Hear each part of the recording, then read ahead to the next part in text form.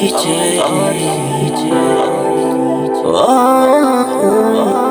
sana'y malimot kita.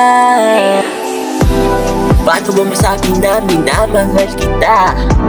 Yung sinasabi ng isip ko'y kalimutan na kita. Ano bang gagawin ko kung ganito na ang aking nararamdaman para sa ating dalawa?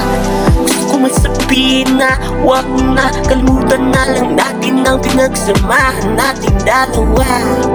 Pero tila bakit ang puso sa damdamin ko'y iba kapag hindi kita makakasama. Ano ba talaga ang gagawin ko? Sinasabi ng isip ko, nakalimutan na, pero di ko magawa dahil hindi kita kayang kalimutan. Wala na ba akong magagawa? Gusto ko nang kalimutan ka, pero nasa isip na wag nang kalimutan. Ang sakit sa dibdib kapag nakita ko na magkasama kayong dalawa. Paano ko ba kalimutan sa aking isipan na tayong dalawa ay wala na? Ano ba talaga gagawin ko? Sisabi ng isip ko, nakalimutan na, pero di ko magawa dahil hindi kita kayang kalimutan. Wala na ba akong magagawa? Gusto ko nang kalimutan ka, pero nasa isip na wag nang kalimutan ka.